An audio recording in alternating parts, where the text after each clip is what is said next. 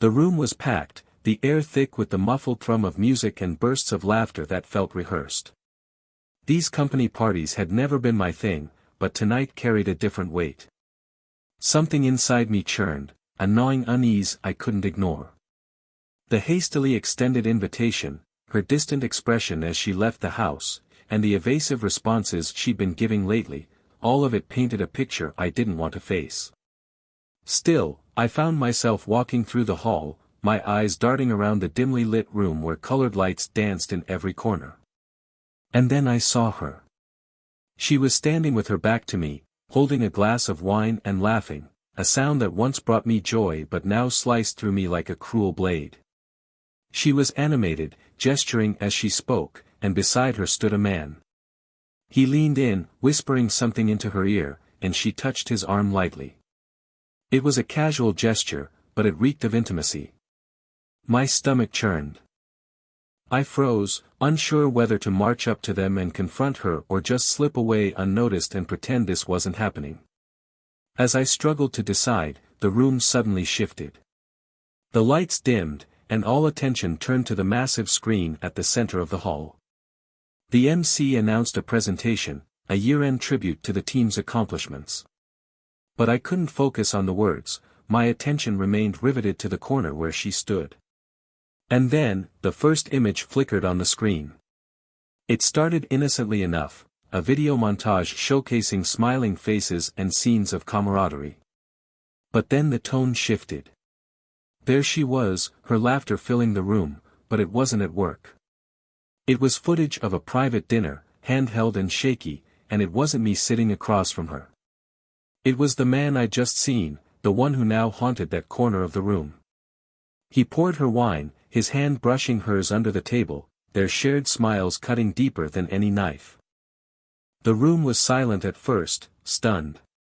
Then came the murmurs, a wave of whispers building into a low roar as colleagues exchanged looks of disbelief. The footage continued, showing scenes of their relationship, the way he touched her cheek, the stolen kiss at the end of a night. My chest tightened, and my pulse thundered in my ears. The betrayal wasn't just personal anymore, it was unfolding in front of an audience. I turned toward her. She was frozen in the corner, her face pale and stricken, her wide eyes darting around as if seeking an escape route. Our eyes met, and her panic was unmistakable. Her glass slipped from her hand, shattering the stillness as the sound echoed through the room. He reached out as if to steady her, but she shoved him away in a jerky, desperate motion. I didn't know what to do. Confront her here and endure the public humiliation? Walk away and let this moment chase me for the rest of my life? I can explain, she stammered, her voice cracking under the weight of so many stares. Explain what? My voice sounded foreign even to me, low and rough, trembling with equal parts rage and heartbreak. She couldn't answer. She stood there, groping for words that refused to come, her pleading eyes only magnifying my humiliation. Across the room, her lover remained rooted in place, his expression frozen in shame. Whispers rippled through the crowd, carrying his name, a name I hadn't known until now. Learning it only added fuel to the wildfire burning inside me. This wasn't just a betrayal, it was an outright conspiracy that unraveled everything, our trust, our history, and the life we'd built together. The video concluded with an image of the two of them, their hands entwined, laughing together in a place I didn't even know she had visited. The silence that followed was suffocating, a weighty pause filled with judgment and whispers barely held back. I could feel it, the hundreds of eyes shifting between pity and mockery, and there I stood, caught in the storm. I knew that humiliation wouldn't end with the night. Every excruciating moment would spread like wildfire, devouring the foundations of everything I thought I knew. What I couldn't yet comprehend, what nobody could, was just how deep this betrayal ran, how many secrets were still buried, and most importantly, what I would do next. Time seemed frozen, each tick of the clock dragging like an eternity, but I knew a decision had to be made. Standing there with the crowd watching, I asked myself, who would make the first move in this twisted game they had orchestrated? Welcome to a space where the devastating truths of betrayal come to life through gripping narratives. Here, we do not condone, glorify, or romanticize infidelity. These fictional stories unveil the havoc it wreaks on lives, relationships, and hearts. Brace yourself for an emotional ride filled with twists and revelations. The clock had just struck 7 in the evening when Michael walked into the house, arms loaded with 2 grocery bags brimming with ingredients for dinner. The scent of rain still clung to the air, mingling with the polished fragrance of the waxed wood furniture. Stepping inside, he felt an instant sense of calm, the familiar sound of water running in the kitchen greeting him. There was Rachel, standing at the sink, her back turned, methodically drying a dish with practiced precision. It was an ordinary moment, yet one Michael always found comforting. Rachel had an effortless way of drawing attention, a blend of delicate beauty with striking features that made her unforgettable. Her dark hair cascaded to her shoulders, and the faint furrow on her brow as she focused betrayed her perfectionist nature. But her allure wasn't just skin deep. Rachel's sharp mind and quick wit had captivated Michael from the moment they met at a business event years ago, where she was a guest. For Michael, life with Rachel had always felt steady and predictable, like standing on solid ground without the fear of falling. Smiling, he set the bags on the counter and said, "I've got everything we need for the risotto. Want to open the wine while I get started?" Rachel turned to him with a faint smile, one that didn't quite light up her eyes. He noticed but chose to brush it aside. Over the past few months, those little moments of disconnect had become more frequent. Nothing dramatic, just subtle shifts he chalked up to the wear and tear of daily life. She grabbed a glass, poured the wine, and handed it to him before disappearing upstairs, mentioning something about needing to take care of something on her phone. Left alone in the kitchen, Michael began chopping onions and prepping the ingredients. His thoughts wandered to a time when their dinners had been filled with laughter and endless conversations. Lately, meals were quiet, punctuated by Rachel's clipped answers that felt like they came from somewhere far away. Still, he told himself it was just a phase. After all, every marriage has its ebbs and flows. As the risotto bubbled gently on the stove, Michael took the time to set the table with care. He folded the napkins just right, lit a few candles, and made sure every detail was in place, small gestures he knew Rachel appreciated. He believed that these little touches, though simple, could help hold together the pieces of their relationship that felt like they were slowly drifting apart. When Rachel came back downstairs, the table was perfectly set, but her phone remained in her hand. "I told you it'd be quick, but you know Patricia," she said with a half-hearted laugh. "She just doesn't know when to stop talking." "At least she still has things to talk about," Michael replied, forcing a casual tone, though the irritation in his voice was unmistakable. A nagging thought crept into his mind: was it really Patricia who demanded so much of Rachel's attention? He shook it off. He'd learned that paranoia rarely solved anything. Rachel watched Michael as he ladled the risotto onto their plates. The silence between them grew heavy, louder than the faint clinks of cutlery on porcelain. She could tell he had noticed the shift, the little cracks forming in the foundation they'd built together. His eyes, once filled with admiration and certainty, now carried a shadow of doubt. It unsettled her, though she wasn't sure how to mend it.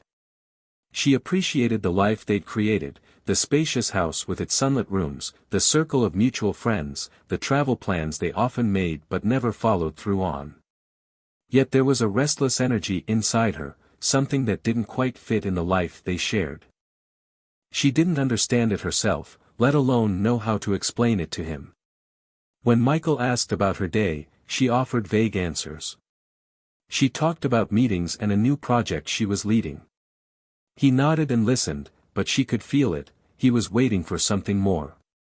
Whether it was a confession or some hidden truth, she wasn't sure, but she knew she wasn't ready to face it herself. After dinner, Michael took on dish duty while Rachel retreated to her office. Sitting at her desk, she opened an old folder of photos on her computer. The images stared back at her, smiling faces, celebratory moments, snapshots of a seemingly perfect life. But as she looked closer, she felt an emptiness, like there was a missing piece in the frame, something she couldn't quite name. Her phone buzzed, making her jump. The notification seemed like a ticking time bomb in her hand. She glanced at the screen, sighed, and quickly deleted the message, just as she'd done countless times in recent weeks. Later, Michael walked into her office with 2 steaming cups of tea. He set one down beside her and leaned in to kiss the top of her head. "You're working too hard," he said softly. "You should try to get some rest tonight." She gave him a polite smile, but his small act of kindness only deepened the ache in her chest, a weight that seemed to grow heavier with each passing day. In the days that followed, their routine carried on as usual. Rachel left for work early, while Michael stayed home, focused on finishing a freelance project. In his downtime, he tended the garden, sorted through old paperwork, and tackled minor repairs around the house. These small tasks were his way of showing his commitment to their home, to their life together. Yet, he couldn't ignore the distance that was slowly stretching between them. Every phone call Rachel took seemed shrouded in secrecy. Every text she hurriedly deleted was another reminder that something was amiss. Still, he resisted the urge to pry, clinging to the belief that he could trust her, or that he should try to. One Friday evening, Rachel mentioned a company party. Michael immediately offered to go with her, but she declined with a nervous smile, brushing off the idea by saying it was just a casual work gathering and that there was no need for him to tag along. He didn't press the matter, though her tone left him uneasy. The morning of the party, Michael woke up early and threw himself into work in the garden, hoping the physical labor would keep his mind occupied. But as the day passed, a strange tension lingered in the air. When Rachel left for the event that evening, her hurried steps and forced smile didn't go unnoticed. There was something unnatural about her demeanor, nervous, almost guarded. Michael tried to dismiss the unease, chalking it up to work stress, but the feeling stuck with him. He spent the rest of the day restless, alternating between mindless TV and fixing things around the house that didn't need repairing. It was all just a way to drown out the silence that had become almost oppressive. The house, once his sanctuary, now felt suffocating, filled with unanswered questions that gnawed at him. He found himself checking his phone far too often, waiting for a message that never came.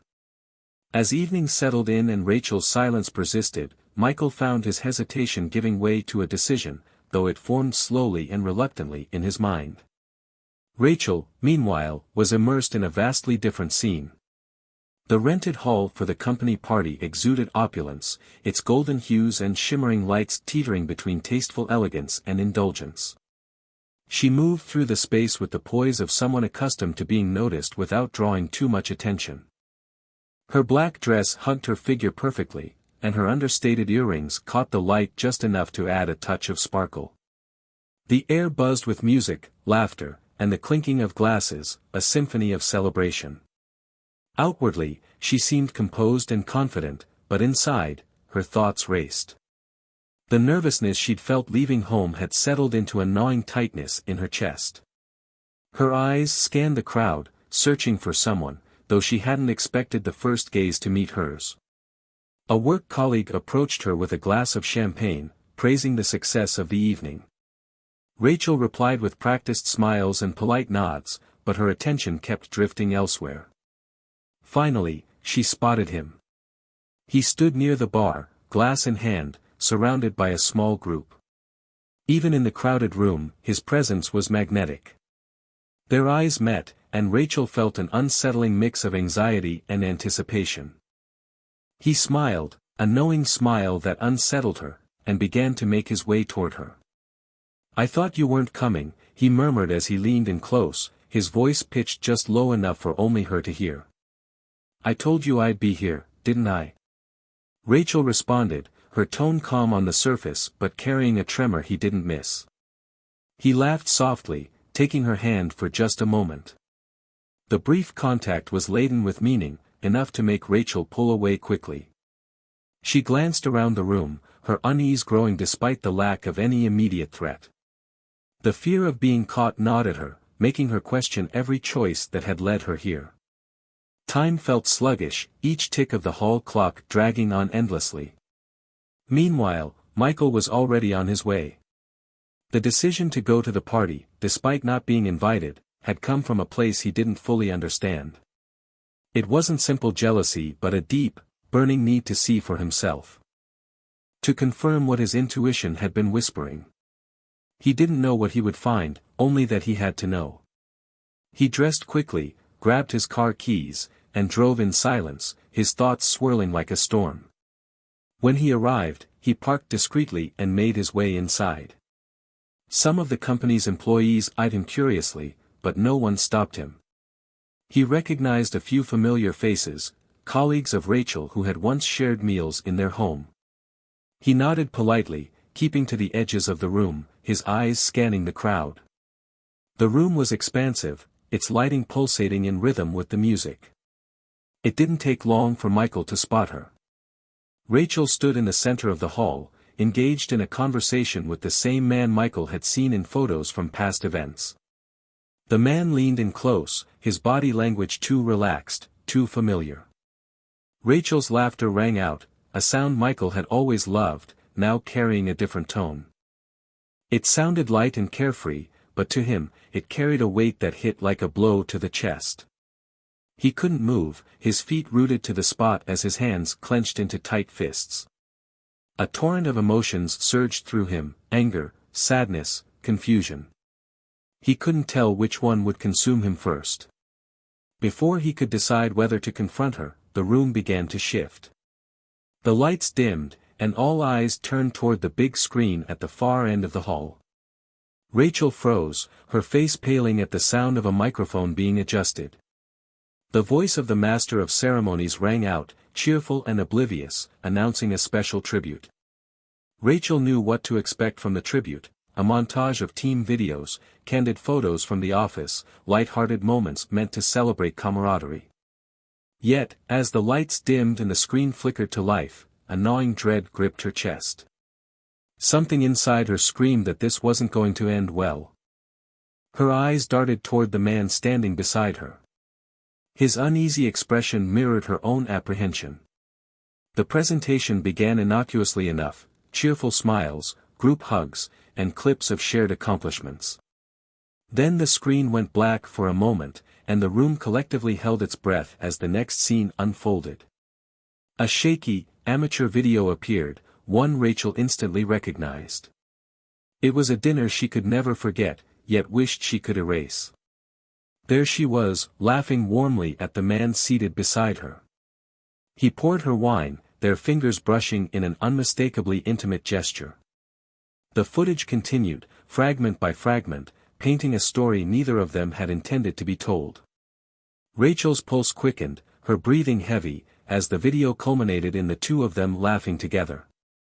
Silence enveloped the room. It was the kind of silence that presses down on your chest, leaving no room for air. Every set of eyes seemed to shift between the screen, Rachel, and the man standing next to her. For Michael, the world tilted on its axis. He stood frozen, as if the ground beneath him had vanished. His gaze locked onto Rachel, searching for any sign of denial, an explanation, anything. But she stood rooted to the spot, her expression a raw mix of shock and despair. He stepped forward instinctively, but then hesitated, unsure of what to do or say. Rachel, in the middle of the hall, could feel the weight of every stare searing into her skin. The collective judgment of the crowd was suffocating, but none of it compared to Michael's gaze. His eyes, filled with devastation, pierced straight through her. She knew, with painful certainty, that no words could undo what he had just witnessed. Time seemed to stretch unbearably in the wake of the silence. Michael remained planted in place, his body taut with the storm of betrayal raging inside him. The images from the video replayed relentlessly in his mind, her laughter, the subtle touch, the shared intimacy that never should have been. It was like watching his life unravel in slow motion, each detail cutting deeper. Rachel moved first, her steps hesitant as she approached him. Her trembling hands betrayed her, and her voice, when she finally spoke, was barely audible. "Michael, please, let me explain." His hand shot up, a sharp gesture that stopped her mid-sentence. The disappointment and pain in his eyes were unlike anything she had ever seen. "Explain," he said, his voice low but steeped in bitterness. "What's left to explain? The video already told the story." Rachel's eyes darted around the room, acutely aware that everyone was still watching. Whispers had already started to spread, buzzing like flies around her dignity. The man from the video, now beside her, tried to back away, but his presence only heightened the tension. "Not here," she pleaded. "Can we talk outside? Please." Michael hesitated, torn between the urge to leave and the anger anchoring him to the spot. After a long pause, he gave a small nod but not before directing a glare at her lover, whose eyes dropped to the floor. Outside in the parking lot, the air was crisp, biting at their skin, but it did little to soothe Michael's fury. He stopped by his car, arms crossed, waiting for Rachel to catch up. She walked toward him slowly, her arms wrapped tightly around herself, a futile shield against the cold and the judgment she felt radiating from him. When she reached him, she opened her mouth to speak, but Michael cut her off. "How long?" he asked, his voice cold and controlled, though his eyes betrayed the storm of emotions roiling within. Rachel faltered, her mouth opening and closing as she struggled to find the words. The truth weighed heavily on her, suffocating her attempts to speak. Finally, in a voice barely above a whisper, she managed to reply. "A few months," she whispered, her voice barely audible. Michael recoiled as if her words had struck him physically. "A few months?" he repeated, a bitter laugh escaping his lips as he shook his head. "You've been doing this for months. All that time, you made me believe we were fine, that everything was normal." Rachel stepped forward, her hand outstretched, but he raised his hand sharply to stop her. "I never meant for this to happen, Michael," she said, her voice trembling. I felt lost. I know it's not an excuse, but..." "You're damn right it's not an excuse," he cut her off, his tone razor-sharp. "Nothing justifies this. Nothing can justify what you did. You've destroyed everything we had." She stood frozen, tears streaming down her face.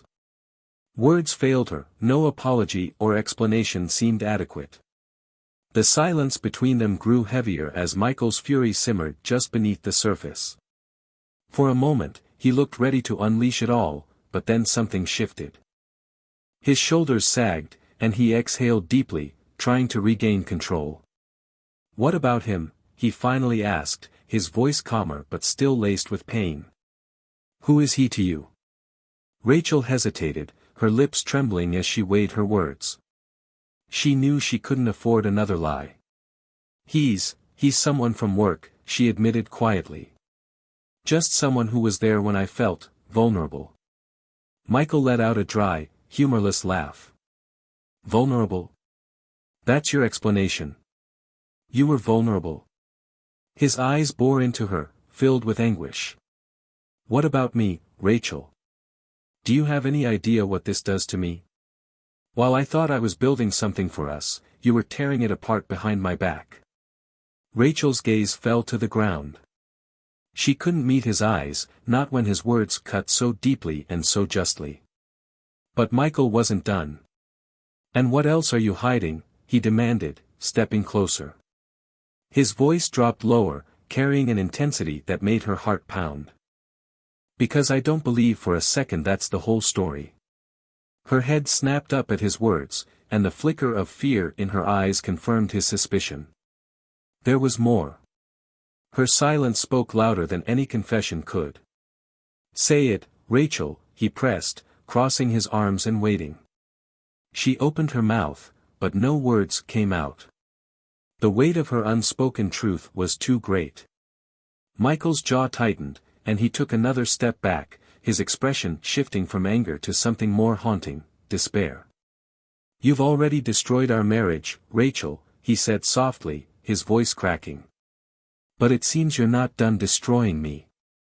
His words hung in the freezing air as he turned and walked away. Each step seemed heavier than the last, as if he was carrying the weight of their shattered life with him.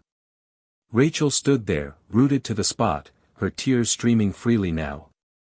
The physical distance between them mirrored the emotional chasm that had grown too wide to bridge. Michael stopped beside the car, his hands gripping the roof as he struggled to steady his breath, visible in the frosty night air. He felt the world crumbling around him, and the worst part was the seed of doubt her hesitation had planted, a doubt that threatened to overshadow even the betrayal itself. Slowly, he turned back toward her. The anger was gone from his face, replaced by a weariness that made him look older, defeated. "You're not going to tell me, are you?" he asked, his voice quiet but heavy with resignation. Rachel barely moved, her head shaking slightly as tears continued to fall. She couldn't speak, the truth weighed too heavily. Michael let out a bitter laugh, one devoid of humor. "So that's it, huh?"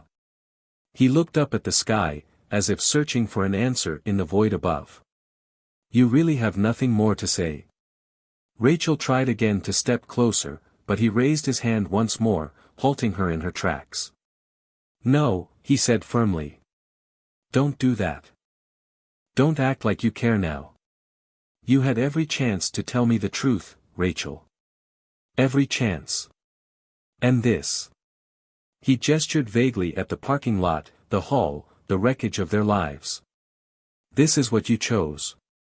Her breath hitched at the finality in his voice. Each of his words hit like a blow, and she stumbled back under their weight. There was nothing to say because he was right. She had made her choices, even if she hadn't fully understood the consequences until now. The minutes that followed were drenched in silence. Rachel stood frozen, her eyes locked on Michael as he opened the car door. He didn't get in immediately. Instead, he lingered, glancing back over his shoulder. It was as if he was waiting for her to say something, to offer a reason to stay. But no words came. She remained rooted in place, a prisoner of her own guilt and uncertainty. Finally, he slid into the car and slammed the door with a force that echoed through the empty parking lot. The roar of the engine shattered the stillness, and without a backward glance, Michael sped away. Rachel stood there, her arms wrapped around herself as the cold seeped through her skin, leaving her shivering. The sound of the tires faded into the distance, and with it came the crushing realization of how alone she truly was. Michael drove aimlessly, his knuckles white as they gripped the steering wheel. His thoughts churned, colliding in a relentless storm. He wanted to hate her, to erase every memory they had shared. Yet, buried beneath the anger was a painful longing for answers.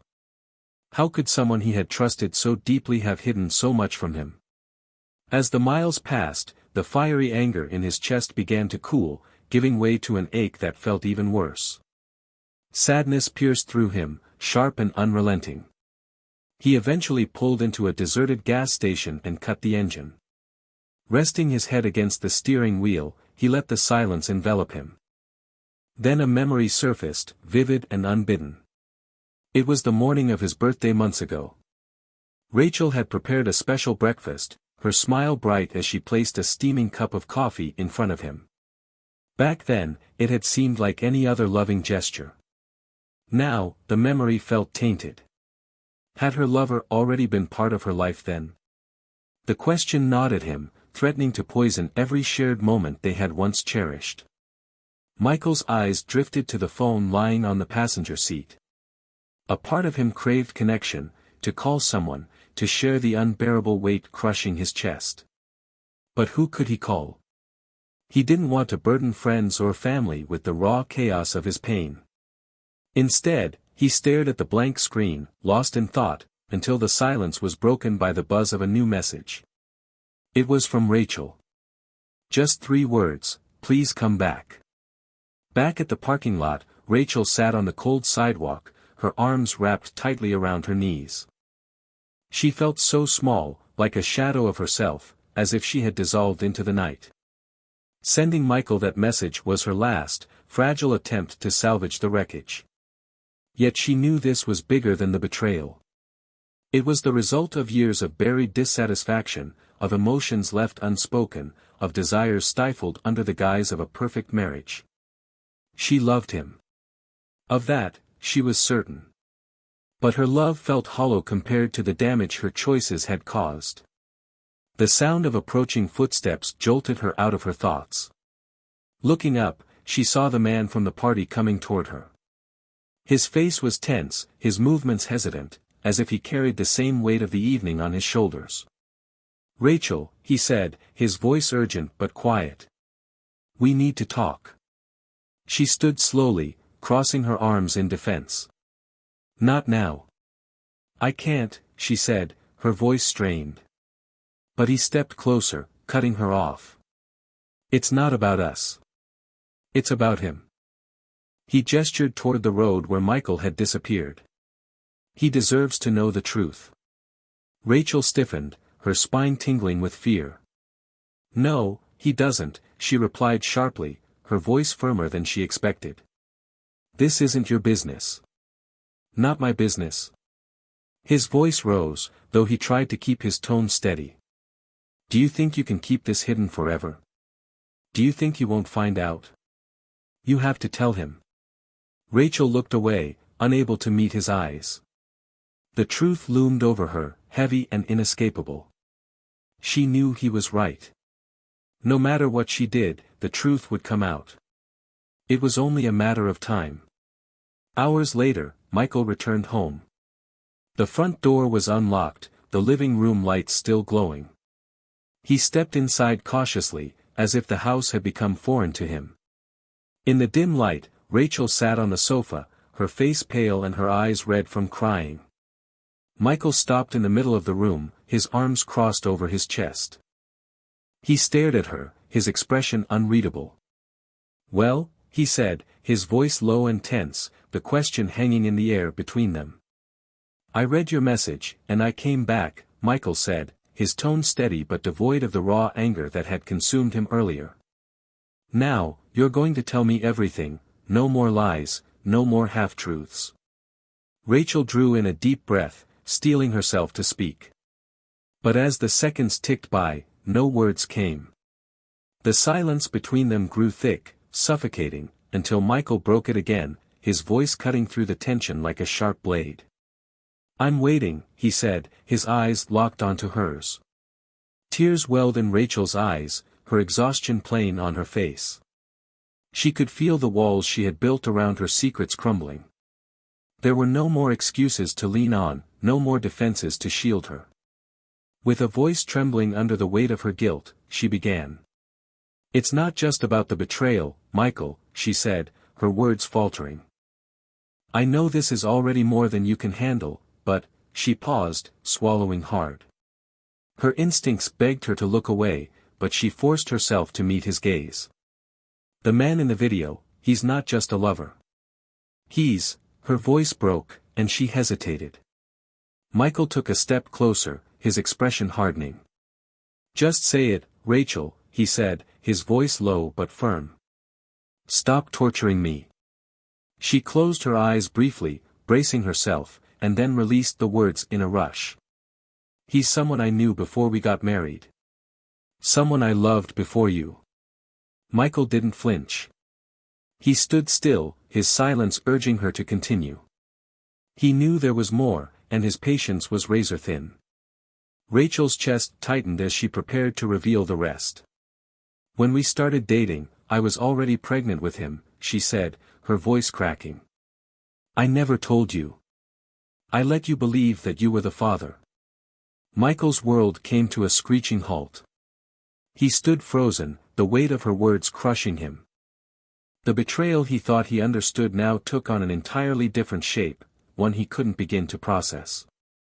When he finally spoke, his voice was quieter than he expected, hollow. "You're telling me, our son," he stopped, correcting himself. "My son. He was never mine." Rachel shook her head, tears streaming down her cheeks. "It wasn't supposed to be this way," she said desperately. I fell in love with you, Michael. You became my everything, and her voice faltered, unable to complete the thought. Michael stepped back, as if the distance might dull the sting of her words. But it didn't. Every memory, every cherished moment, felt like a cruel joke now, a facade built on a lie. "Does he know?" Michael asked, his voice tinged with bitterness. Rachel nodded, unable to meet his gaze.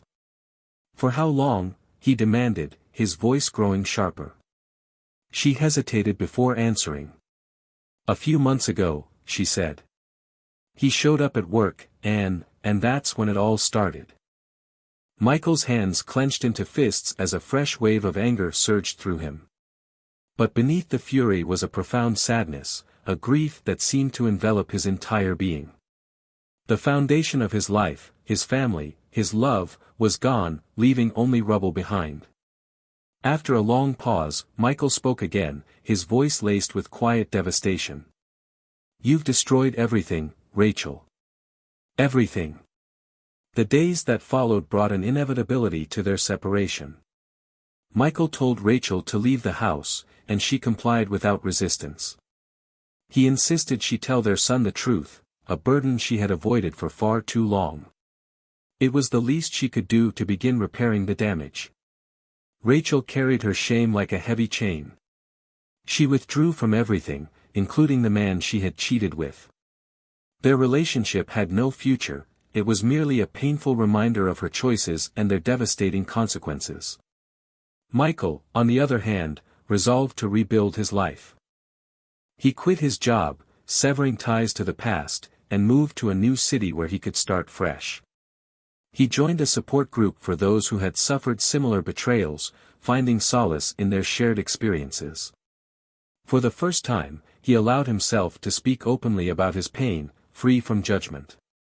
Slowly but surely, he began to rediscover a sense of purpose. Rachel's son, reeling from the revelation of his true parentage, faced his own emotional turmoil. Though the news shattered his perception of his past, he ultimately chose to embrace Michael as his father. Blood didn't define their bond, it was the love and guidance Michael had shown him throughout his life. In the end, each of them faced the fallout of their choices. Michael, though scarred, found a path toward healing and renewal.